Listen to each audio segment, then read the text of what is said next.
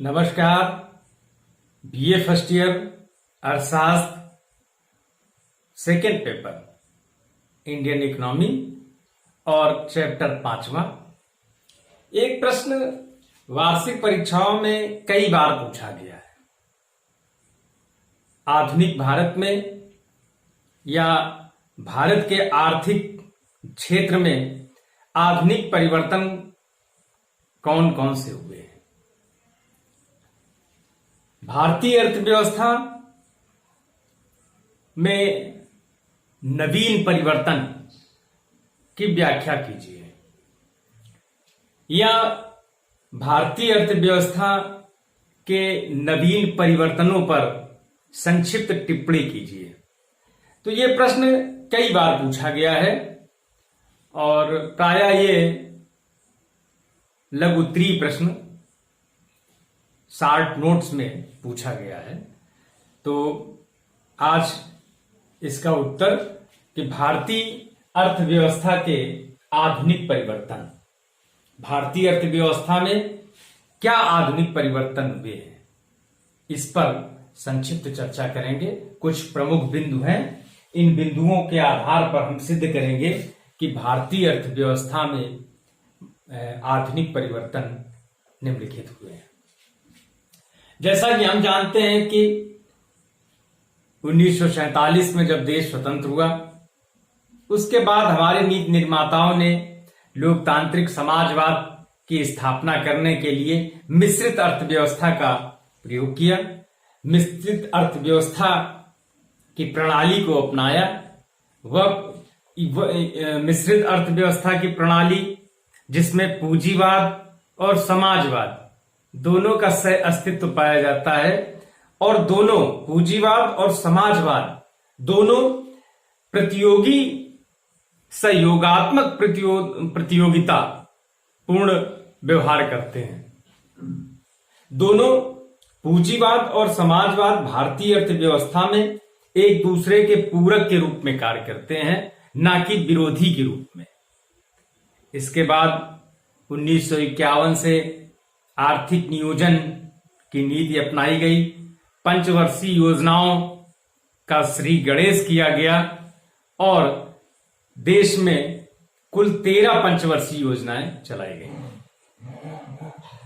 इन 13 पंचवर्षीय योजनाओं और बीच में जो अनवरत योजना रोलिंग प्लान चलाई गई, इन सभी ने भारतीय अर्थव्यवस्था में परिवर्तन किए हैं। और ये परिवर्तन कौन कौन से हुए हैं, निम्नलिखित बिंदुओं के द्वारा स्पष्ट होंगे। पहला, निजीकरण को प्रोत्साहन। भारतीय अर्थव्यवस्था में एक परिवर्तन ये देखने को मिलता है कि निजीकरण को प्रोत्साहित किया जा रहा है। आर्थिक सुधारों से प्रारंभ हुआ विनिवेश का दौर आज भी अनवरत जारी है, और ये देखा गया है कि निजीकरण सफल सिद्ध हुआ है। दूसरा, आर्थिक उदारवाद को प्रोत्साहन। प्रारंभ में उद्योगों की स्थापना के अनेक चरण होते थे, कई प्रकार के लाइसेंस लेने होते थे। धीरे धीरे से प्रत्येक पंचवर्षीय योजना में धीरे धीरे इन लाइसेंसों को कम किया गया, आर्थिक उदारवाद को बढ़ावा दिया गया, ताकि देश में निजी क्षेत्र की कंपनियां स्थापित हों, रोजगार सृजन, गरीबी दूर हो, बेरोजगारी दूर हो, और देश में उपभोक्ता वस्तुओं की उपलब्धि सुनिश्चित हो। इस कारण से आर्थिक उदारवाद को अपनाया गया। तीसरा बिंदु है औद्योगिक नीतियों द्वारा प्रतिस्पर्धा को प्रोत्साहन। औद्योगिक नीतियों द्वारा प्रतिस्पर्धा को प्रोत्साहन। हम जानते हैं कि प्रतियोगिता के अभाव में विकास की गति धीमी हो जाती है। इस तथ्य को देश के नीति निर्माता अच्छी तरीके से जानते थे, इसलिए प्रत्येक औद्योगिक नीति के द्वारा प्रतिस्पर्धा को प्रोत्साहित किया गया।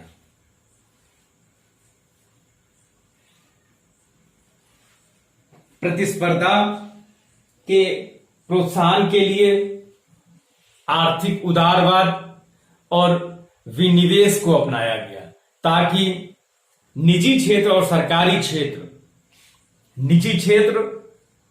सरकारी क्षेत्र के मध्य प्रतियोगिता हो, बल्कि निजी क्षेत्र और निजी क्षेत्र के अंतर्गत दोनों में प्रतियोगिता हो, ताकि देश के विकास की गति तीव्र हो। मौद्रिक नीति में परिवर्तन किया गया। प्रयास ये किया गया कि मुद्रा प्रसार को नियंत्रित किया जाए, महंगाई को नियंत्रित किया जाए, ताकि लोगों की वास्तविक क्रय शक्ति बनी रहे। इसलिए निरंतर प्रयास किया गया कि मुद्रा प्रसार जो है वो कम हो। इस प्रकार की मौद्रिक नीति अपनाई गई ताकि साख सृजन का प्रोत्साहन हो, किंतु मुद्रा प्रसार नियंत्रित हो। पांचवा बिंदु है राजकोषीय नीति में परिवर्तन। फिस्कल पॉलिसी में चेंजेस किए गए। राजकोषीय नीति वह नीति सरकार की, केंद्रीय सरकार की आय व्यय और ऋण नीति। सरकार ने अपनी आय नीति में परिवर्तन किया, अर्थात करों में सुधार किया गया, करों की दरों को कम किया गया। गैर कर, प्रत्यक्ष कर और अप्रत्यक्ष करों को इस प्रकार से, ताकि कम से कम अप्रत्यक्ष कर लगाए जाएं। बिक्री कर से वैट, वैट से जीएसटी। तो इस प्रकार से राजकोषीय नीति में भी परिवर्तन किया गया। मूल्य नियंत्रण पर बल दिया गया। मूल्य नियंत्रण, वस्तुओं की कीमतों पर नियंत्रण पर बल दिया गया, ताकि महंगाई नियंत्रित हो सके। वस्तुओं की कीमतों में तीव्र गति से जो वृद्धि हो रही थी उसको नियंत्रित करने का प्रयास किया गया, और ये भारतीय अर्थव्यवस्था में नियंत्रित मूल्य वृद्धि पर विशेष बल दिया गया। अगला बिंदु है कि कृषि में नीतिगत परिवर्तन किए गए। कृषि में नीतिगत परिवर्तन किए गए। कृषि को उद्योग का दर्जा दिया गया, ताकि कृषि में निवेश हो, निजी निवेश हो, और हमारा जो किसान है वो समृद्ध हो। अभी हाल में ही कुछ नए कृषि क्षेत्र में कुछ नए विधेयक लाए गए, ताकि मंडियों की जो कमियां थी, मंडियों में जो बिचौलियों और मध्यस्थों का जोर था, पकड़ थी, बिचौलियां जो आड़ती, जो किसानों का शोषण कर रहे थे, उन पर नियंत्रण लगाने का सरकार ने एक नया विधेयक बनाया।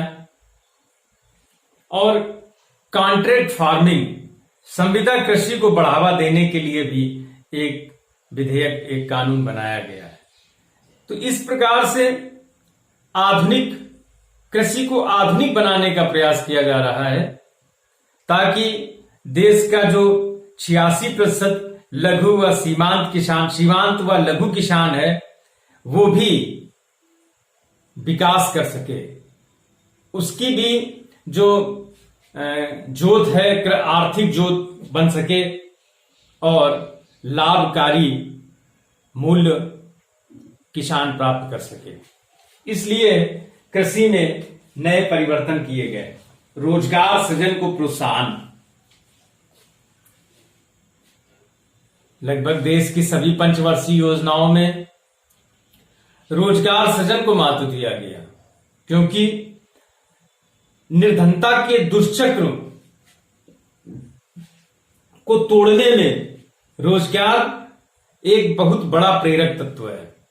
जब व्यक्ति को रोजगार प्राप्त होता है तो उसकी आय बढ़ती है, आय बढ़ने के कारण उसकी बचत बढ़ जाती है, बचत बढ़ने के कारण उसका निवेश बढ़ता है और साख सृजन बढ़ता है। तो इस प्रकार से एक चक्र चलता है। आय बढ़ने से उसका उपभोग बढ़ता है, उसका जो स्वास्थ्य का स्तर बढ़ता है, उसकी उत्पादकता बढ़ती है, और जब व्यक्ति की उत्पादकता बढ़ती है तो पुनः आय बढ़ती है। तो इस प्रकार से एक चक्र चलता है और रोजगार सृजन प्रेरक तत्व है। तो पंचवर्षीय योजनाओं में, देश की सभी पंचवर्षीय योजनाओं में रोजगार सृजन पर बल दिया गया। अगला बिंदु, गरीबी में कमी। हम जानते हैं कि देश में गरीबी है,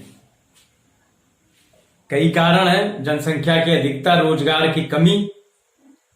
इसलिए नीति निर्माताओं ने गरीबी में कमी लाने के लिए रोजगार सृजन पर बल दिया। रोजगार सृजन, यदि रोजगार होगा तो उनकी आय बढ़ेगी और गरीबी कम होगी। और 10वां, सूचना तकनीकी का अधिक उपयोग। आर्थिक सुधारों के पहले चरण में 1985 से देश में सूचना प्रौद्योगिकी के प्रयोग पर बहुत अधिक बल दिया गया।